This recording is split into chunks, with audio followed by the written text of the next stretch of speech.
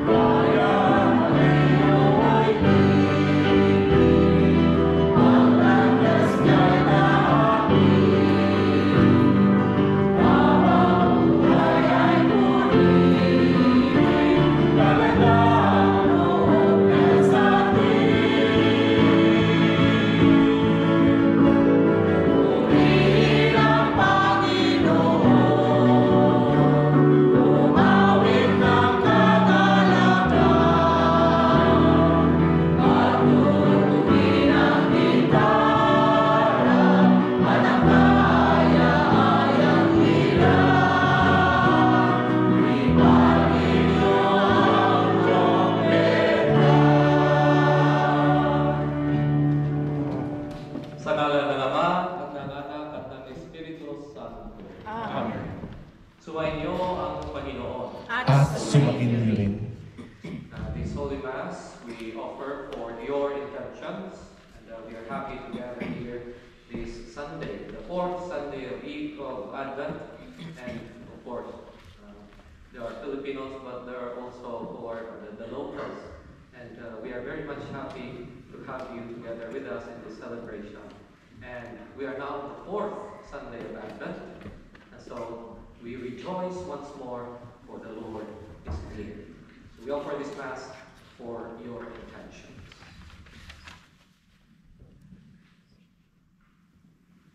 Natitipon dito bilang mga anak ng Diyos ngayong huling linggo ng Adbyento, tayo'y buong pananalig na humiling ng pagpapatawad ng Panginoon upang masalubong natin siya ng may malinis na kalooban. Inaamin ko sa makapangyarihan ng Diyos at sa iyo mga kapatid, na lubha akong nagkasala sa isip, sa salita, sa gawa, at sa aking pagkukulang. Kaya sinasamo ko sa mahal na Birheng Maria, sa lahat ng mga anghel at mga banal, at sa inyo mga kapatid, na ako'y ipanalangin sa Panginoong ating Diyos. Kaawaan tayo ng makapangyarihang Diyos, patawarin tayo sa ating mga kasalanan, at patnubayan tayo sa buhay na walang hanggan. Amen.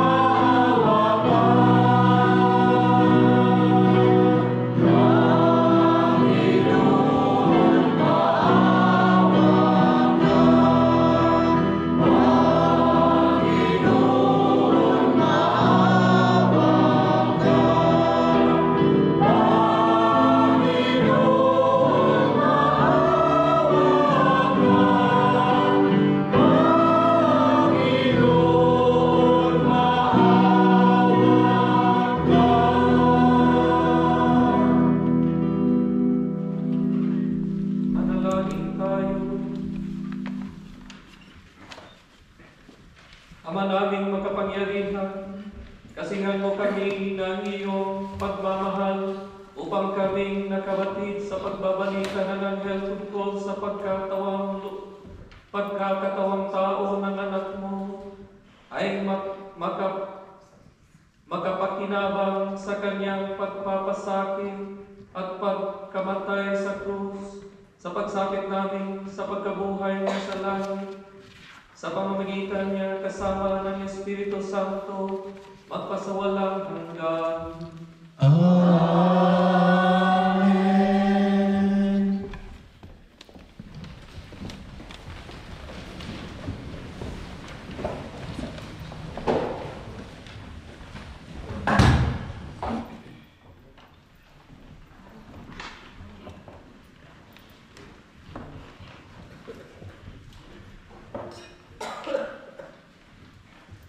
Pagbasa mula sa aklat ng Propeta Micah. Ito ang sinabi ng Panginoon, Bethlehem Ephraim, bagamat pinakamalit ka sa mga angkan ni Judah, ay sa iyo magmumula ang isang maghahari sa Israel. Ang pinagmulay buhat pa ng una, mula pa noong unang panahon. Kaya nga, ang bayan ng Panginoon ay bibigay niya sa kamay ng mga tao, hanggang sa isilang ng babae ang sanggol na mag-aaral. Pagkatapos, babalik sa Israel ang nalabi sa bansa. Pagdating ng hari niyon, pamamahalaan niya ang Israel sa pamamagitan ng kapangyarihan ng Panginoon. Taglay niya ang kadakilaan ng pangalan ng Panginoon ng kanyang Diyos. At ang Israel ay mamumuhay na ligtas, sapagkat ang hari niyon ay kikilalan ng buong sanlibutan. Sa kanya magmumula ang kakayahan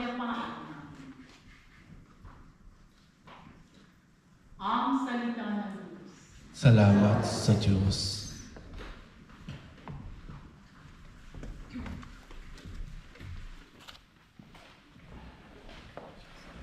Responsorials.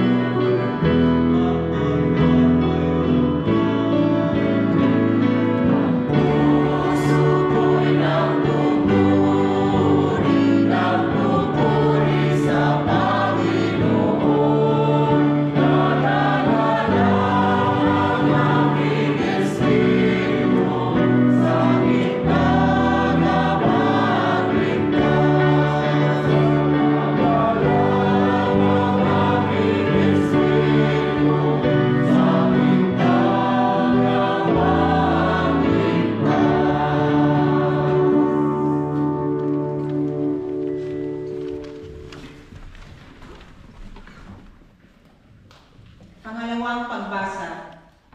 Pagbasa mula sa sulat sa mga Hebreo.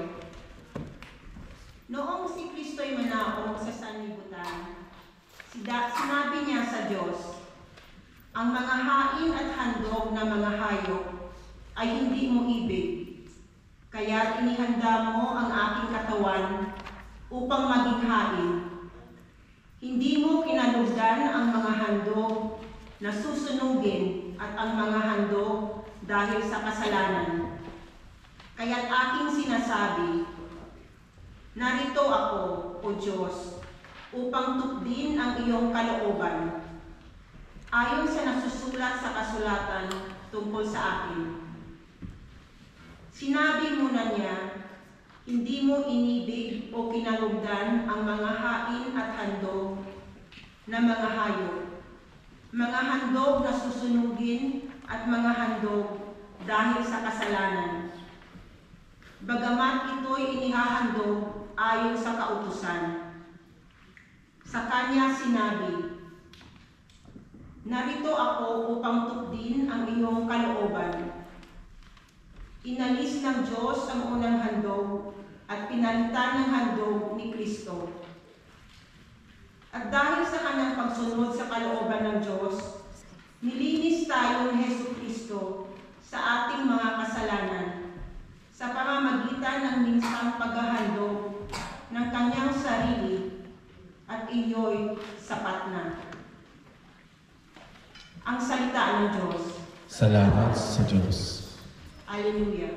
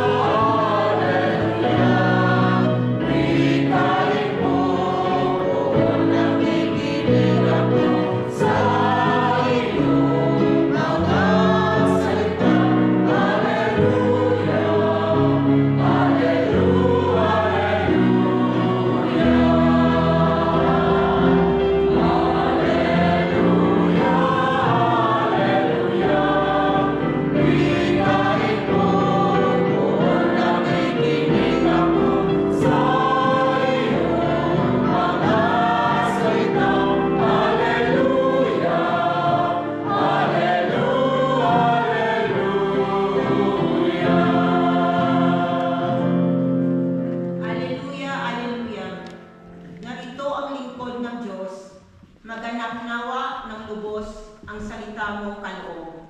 Alleluia, alleluia.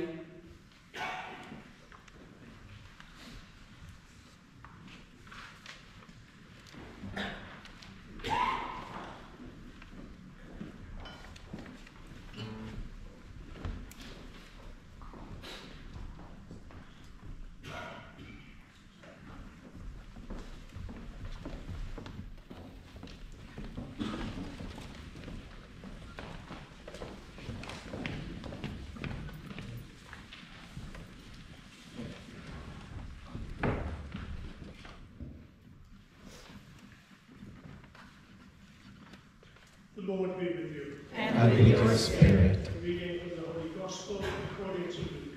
Glory to you, O Lord.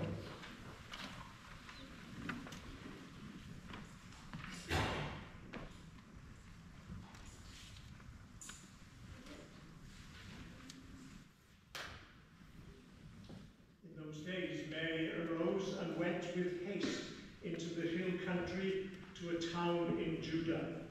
And she entered the house of Zechariah and greeted Elizabeth. And when Elizabeth heard the greeting of Mary, the baby leaped in her womb. And Elizabeth was filled with the Holy Spirit.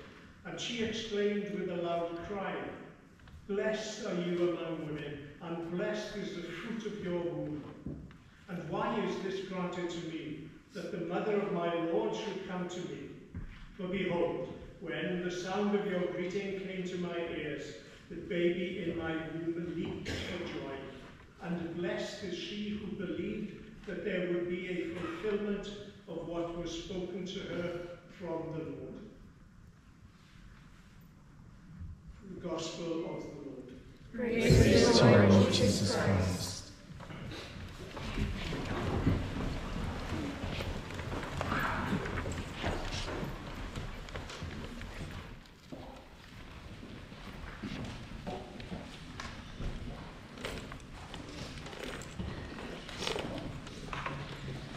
Just before the start of the Mass, I was sharing with Reverend Garth that when I was studying in Rome, a friend of mine who was about to be ordained deacon in Switzerland asked me to proclaim the gospel. And I thought, will I be proclaiming it in Italian or in Latin? He said, no, you're going to proclaim it in German.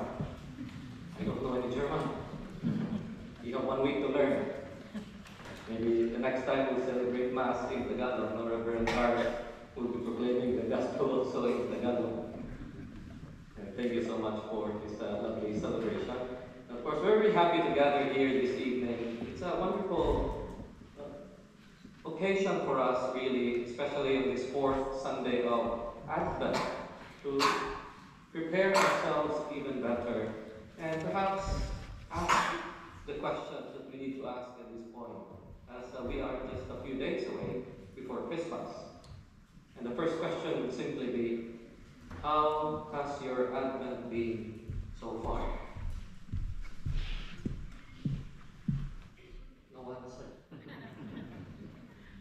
How has your Advent been so far?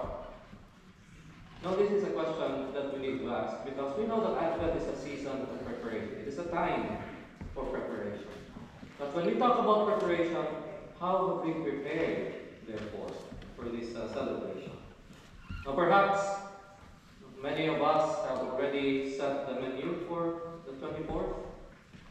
Do you have your food already prepared? Do you know what to cook for the Christmas dinner? Or maybe Christmas Sunday lunch on the 25th? Or maybe others have already set their Christmas trees with the lights, your Christmas nativity. I have this tradition back home to always prepare a nativity set for myself in my room. And to those who do not know, I am currently assigned as the assistant priest in Morristown, assistant to Father Jason Jones.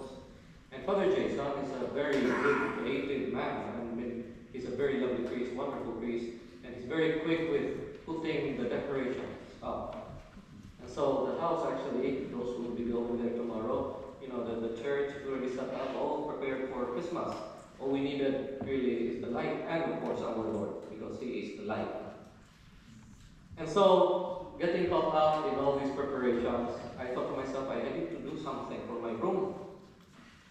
And finally, yesterday I got the chance. I was asking somebody for help. Where can I buy popsicle sticks? What would you need it for? I need to do my nativity set. I need to build the house for the Lord. And somebody told me you can find it in what's this place now? I forgot the name. Anyway, it's a store just in Morpa. And I went there. I could not find one, so I went to Morrison's instead and found barbecue skewers. And I was working on it last night, and finally I finished the house with a relatively beautiful roof and the flooring. But I ended at around midnight. And it was a Saturday evening. But you know, while I was preparing, I was doing it, something just popped up in my mind, in my head. Nakakamiss din po pala yung Christmas. Di po ba? No? We have our own way of celebrating Christmas. We have our own way of preparing for Christmas. One of the things I miss, nakakamiss din pala yung pagising ng maaga. Yung isa Ligayo. Iba man yung simbang gabi kasi sa gabi man yan. You know, Filipinos, they say, are crazy people. We wake up at 2:30 in the morning to celebrate Mass at 3. Would you be happy to do that one? Reverend? Are you okay with it?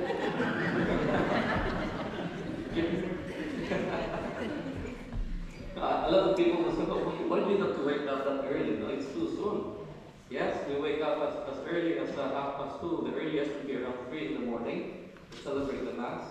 Other Masses will be at 4 or at 5, but it wouldn't be before 6. We celebrate it that early so that we can still go to work after the Mass. After the Mass, we take a quick breakfast, a quick meal with our friends. Then we continue with the day. We work. Nakakamiss din yun. Especially kasi pag after the Mass, anong nandun? Ayun. Bingka. Bingka, puto, wake, arroz caldo. Name all the food Filipinos love eating. It's a Christmas feast. And so, yeah, after the Mass, we go and share a meal with our friends. And we miss it because we have this devotion that when we want to pray for something, what do? We complete the 9 days, right? Yeah. Would you be counting? Did you remember counting all those days? Yeah. And asking your friends, have you completed, how many days have you been to Mass now in the 9 days of Novena time? Well, I've only been to the first one and to the last one, which is many. That's what we do. Come to the first Mass and to the last day of the Mass. Then the Christmas Eve.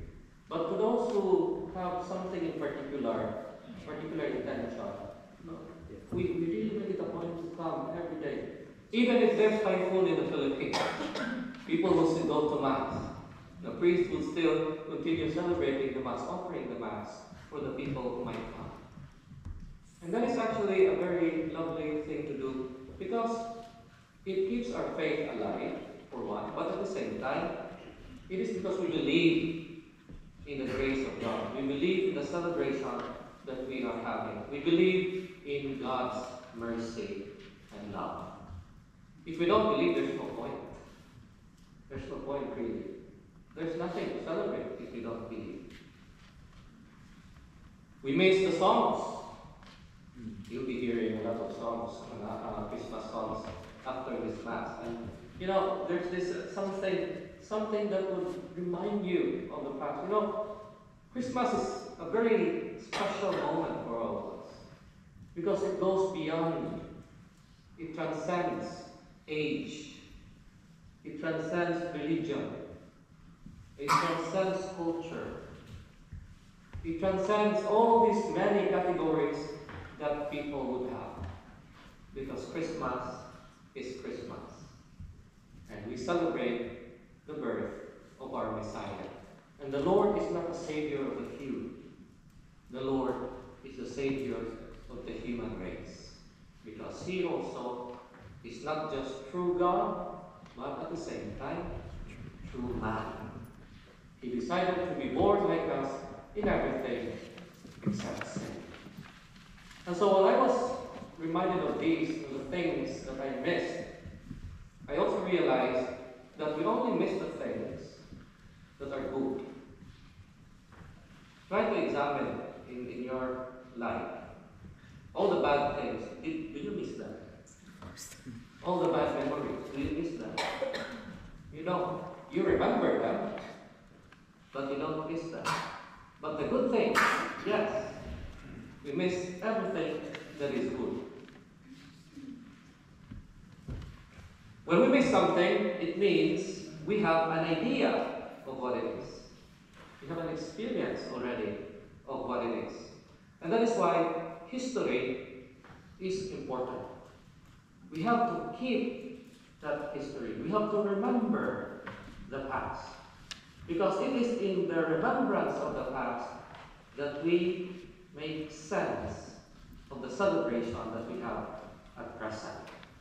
Again, there is no point celebrating something which we do not know of. We must first get to know it, then we remember it, then we celebrate it. Remember this song? We remember, we celebrate, we believe. These are the three things actually that would allow us to help prepare ourselves even better during Christmas.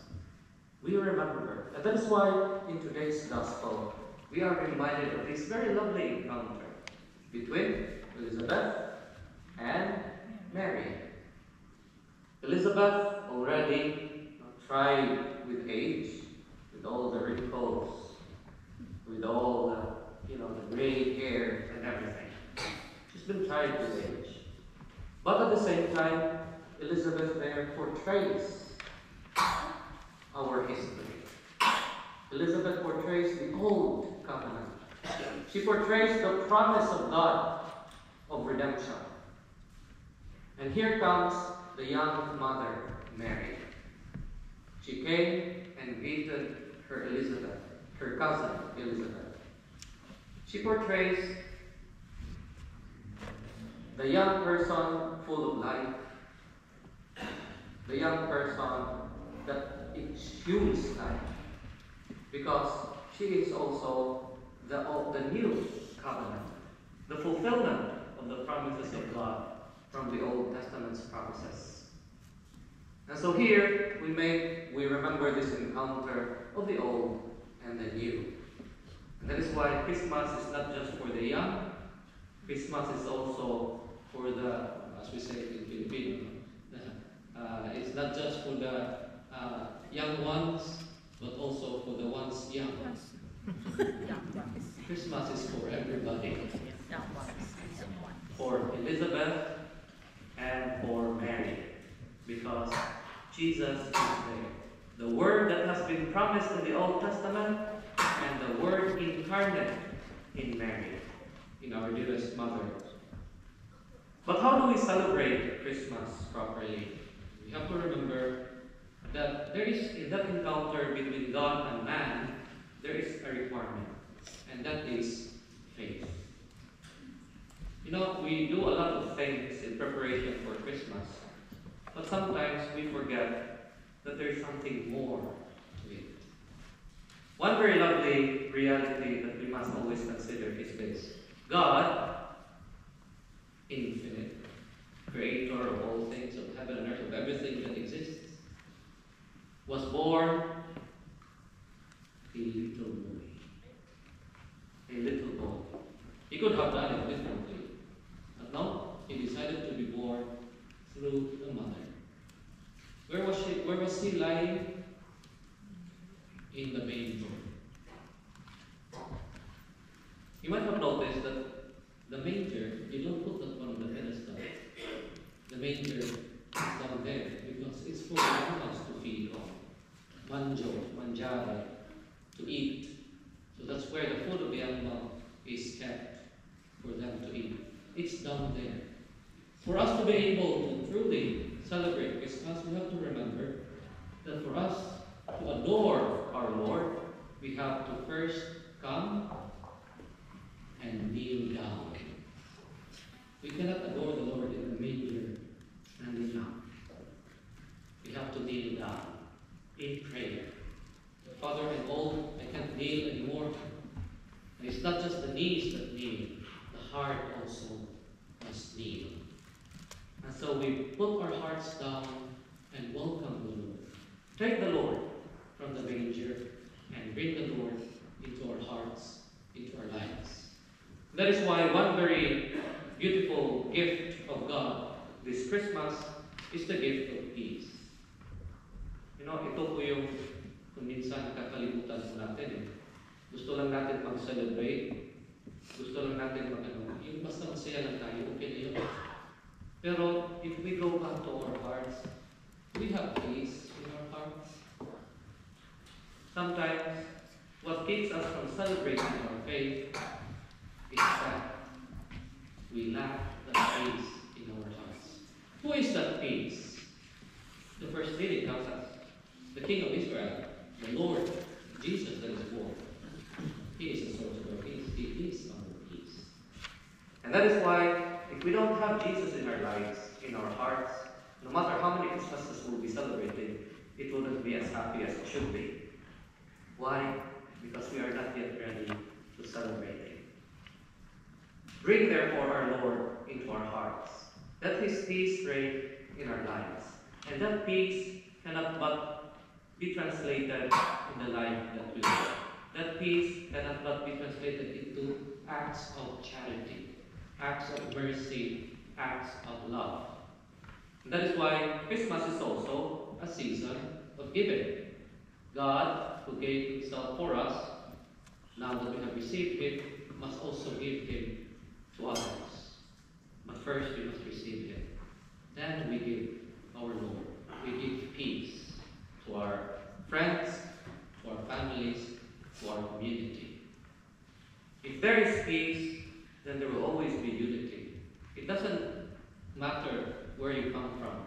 It doesn't matter what language we speak. It doesn't matter what color we are, according to the race, whatever. Because if there is peace there, it doesn't need much. Just love.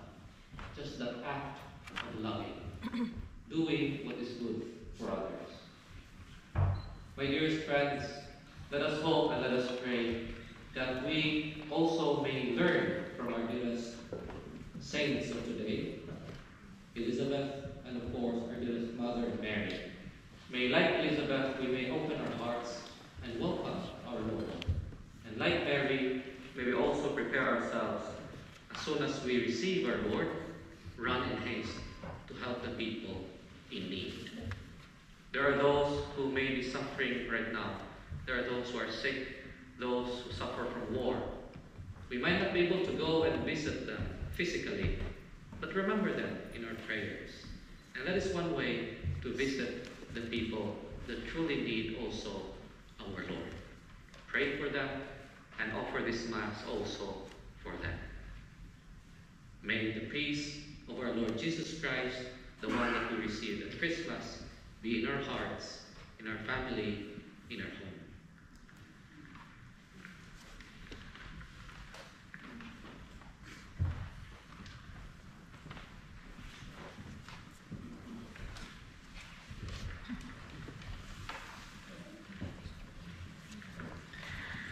Let us now profess our faith.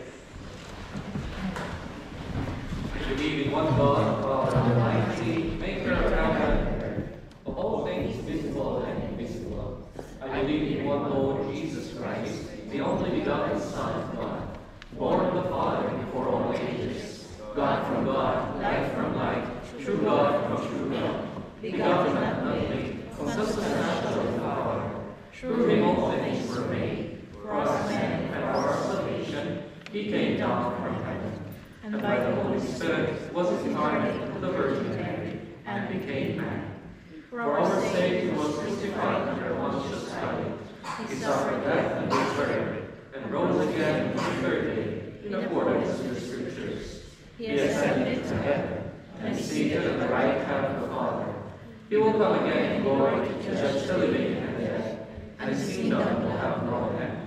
I believe in the Holy Spirit, the Lord, the giver of life, who proceeds from the Father and the Son, who through the Father and the Son is adored and glorified, who has spoken through the prophets.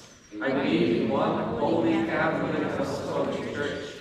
I confess one baptism for the forgiveness of sins, and I look forward to the resurrection of the dead and the life of the world to come. Amen. Kasama ni Elizabeth at Maria ang kabanal-banalan, tayo'y dumulog at magsumamo kay Jesus, ang ating tagapagligtas. Panalangin ng bayan, ang ating pong itutugon. Halina, Panginoong Jesus, halina. Halina, Panginoong Jesus, halina. Panginoong Jesus, sa mula-mula pa man, kaisa ka ng Ama. Halina ngayon at bigyan kami ng buhay na walang hanggan. Dalangin tayo. Halina, Panginoong Jesus, halina. Salita ng buhay, ikaw ang aming dakilang lumikha at tanging pag-asa. Halina't ubusin ang gawa ng iyong mga kamay. Manalangin tayo. Halina, Panginoong Jesus, halina. Anak ng Diyos, nang dahil sa pag-ibig mo sa amin, di ka nag-atubiling magkatawang tao. Halina't palayain kami sa kapangyarihan ng kamatayan. Manalangin tayo. Halina, Panginoong Jesus, halina.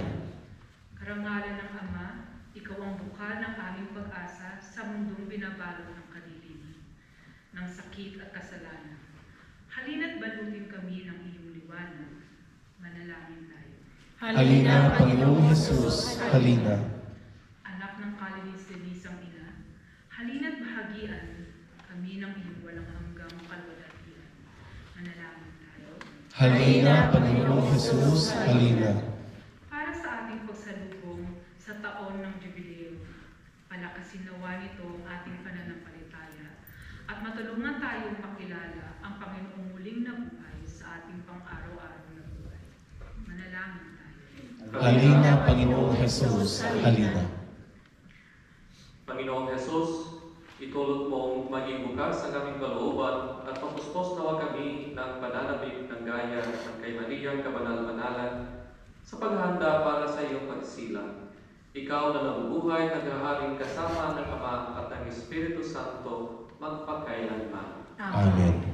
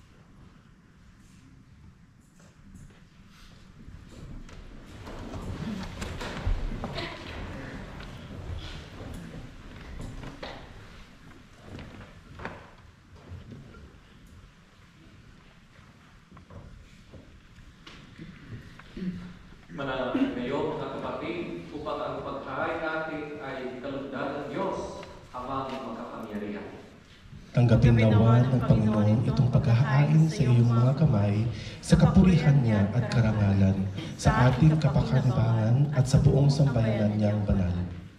Ama naming lumikha, ang mga alay naming nakahain sa iyong damuhan ay mamanalin nawa ng pagkaloob ng banal na Espiritu na pumuspos sa sinapupunan ng mahal na Birhen Maria upang magalang tao at magsilang sa iyong anak na siyang namamagitan magpasawalang hanggan. Amen. Sumainyo ang Panginoon. At sumaiyo rin. Itaas sa Diyos ang inyong puso at diwa. Itinaas na namin sa Panginoon. Pasalamatan natin ang Panginoon ating Diyos. Marapat na siya ay pasalamatan. Ama naming makapangyarihan, tunay na marapat na ikaw ay aming pasalamatan sa pamamagitan ni Jesucristo na aming Panginoon. Ang pagsusugo mo sa Kanya ay ipinahayag ng lahat ng mga propeta. Ang pagsilang niya ay pinanabikan ng mahal na Birhen, Kanyang ina tunay sa kapangyarihan ng Espiritong Banal. Ang pagdating niya ay inilahad ni San Juan Bautista sa kanyang pagbibinyag. Ngayong pinaghahandaan namin ang maligayang araw ng kanyang pagsilang, kami nananabik at nananalangin lubos na makaharap sa kanyang kadakilaan. Kaya kaysa ng mga anghel na nagsisiawit ng papuri sa iyo ng walang magpay sa kalangitan, kami nagbubunyi sa iyong kadakilaan.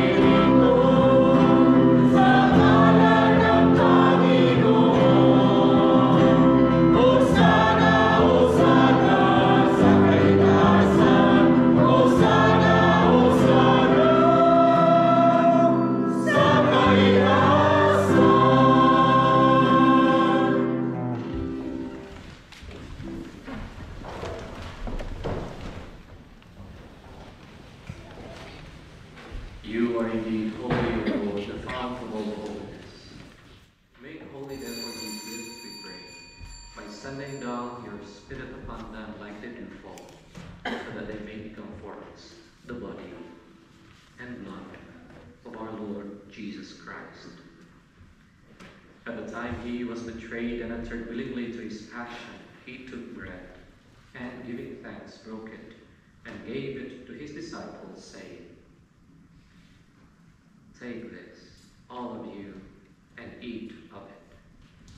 For this is my body, which will be given up for you."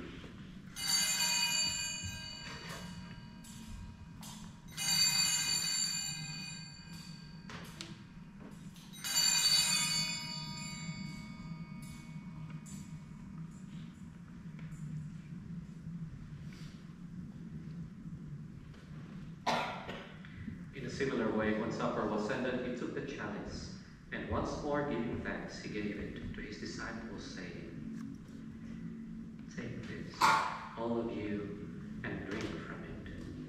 For this is the chalice of my blood, the blood of the new and eternal covenant, which will be poured out for you and for many for the forgiveness of sins.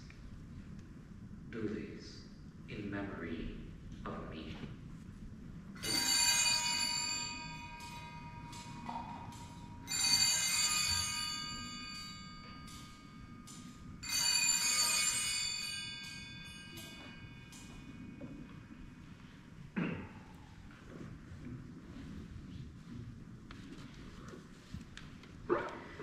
Ipagpunyi natin ang misteryo ng pananampalataya.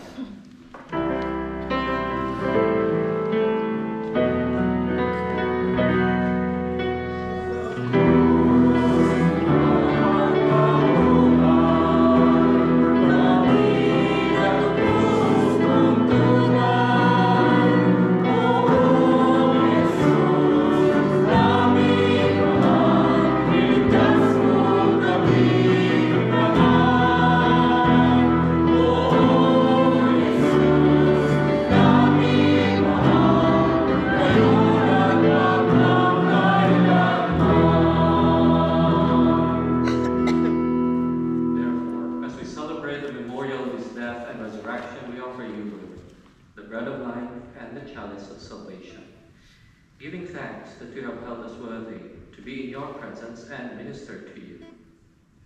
Humbly we pray that partaking of the body and blood of Christ, we may be gathered into one by the Holy Spirit.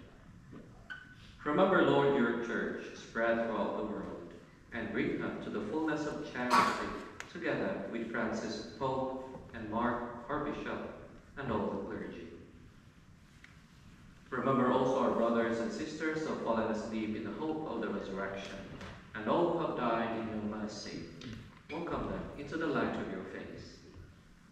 Have mercy on us all, we pray, that with the Blessed Virgin Mary, Mother of God, with Blessed Joseph, her spouse, with the blessed apostles and all the saints who have pleased you throughout the ages, we may merit to be co-heirs to eternal life, and may praise and glorify you through your Son, Jesus Christ. Through him and with him and in him, O God, Almighty Father, in the unity of the Holy Spirit, all glory and honor is yours forever and ever. Amen.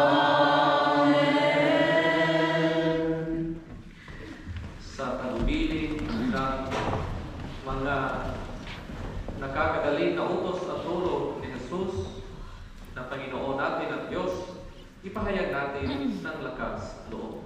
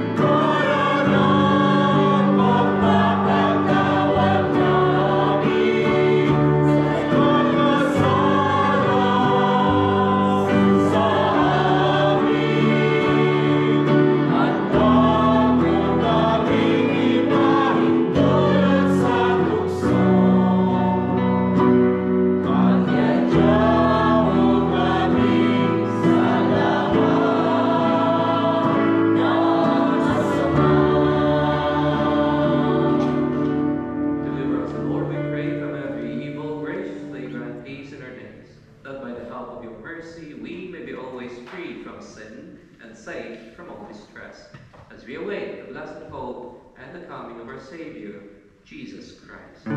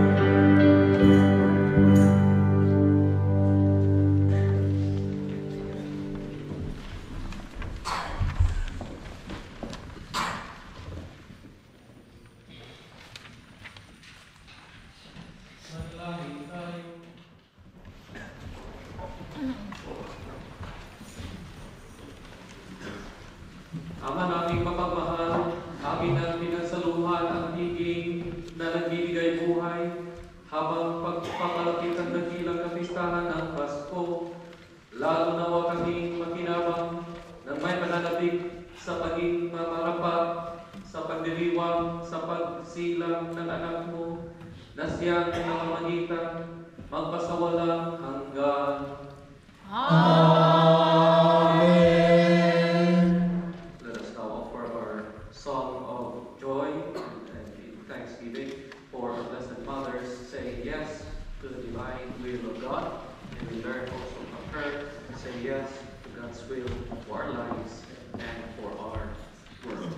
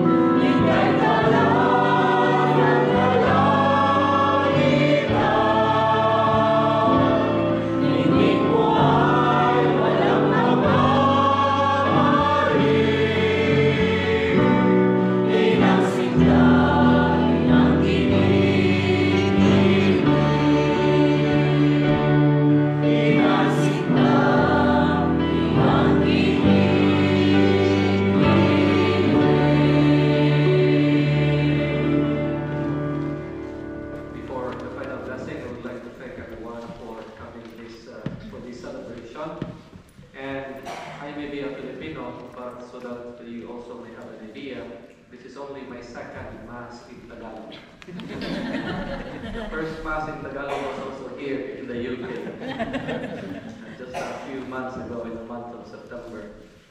It is our national language, yes, but I come from a different region to the Philippines and we have a different language there. You might have noticed that it's quite challenging for me really to say the Mass in Tagalog, but I'm more than happy to celebrate this for you because this is our faith. Of course, this is our tradition. We are one people. My first Mass in Italy, on the day we arrived, I did not understand a word except for two things maybe. Amen and Hallelujah. I think it's the same thing also for you at the moment. No, yeah, it's a very lovely celebration because we know this is the Mass, the Catholic Mass.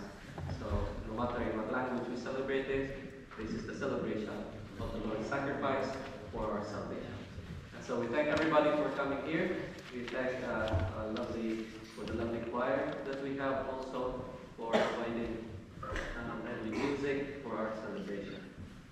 We'd also like to thank Father Rod Periote, who originally hails from Cebu, Philippines, who kindly accepted the offer to do this service for us tonight as in Bangabi in Merthyr. Thank you, Father Rod, for your great service for all of us tonight. And Deacon Bart as well for assisting Father Rod for this celebration. Thank you so much. Later on, after the Mass, we are serving good refreshment downstairs. All welcome. Please all come down. There's plenty of food, plenty of entertainment, plenty of other things to be done shortly. Thank you. Yeah, we will be counting the number of people who are here. So we will start until everybody is downstairs. So you better come. No, really, this is a joyful occasion for us to be here. Everybody is very much welcome. And share with us the joy after the banquet with the Lord. We also enjoy the banquet that we have at table downstairs. Sumainyo ang Panginoon. At sumainyo rin. Magsiyoko kayo at ipanalangin ang pagpapala ng Diyos. Naniniwala kayo na ang anak ng Diyos ay nagkatawang tao sa sinapupunan ng Birhen Maria. Naway magtamo kayo ng galak at kapayapaan sa kanyang nalalapit na pagsilang. Amen. Iniligtas tayo ni Kristo sa pamamagitan ng pagtupad sa plano ng Ama.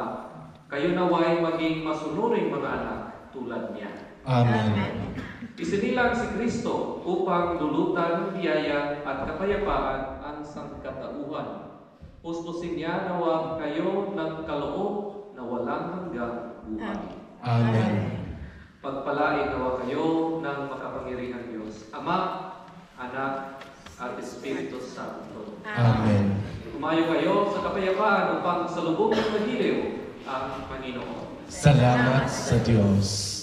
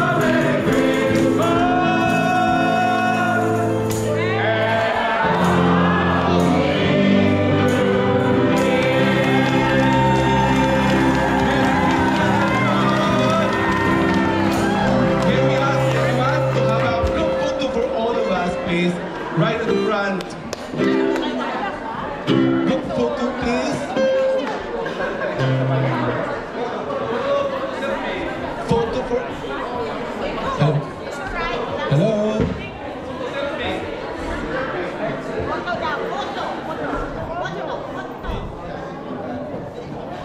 Good evening. Can we request everyone for a group photo with Father Rod? I think we will go further up. First one. William. William.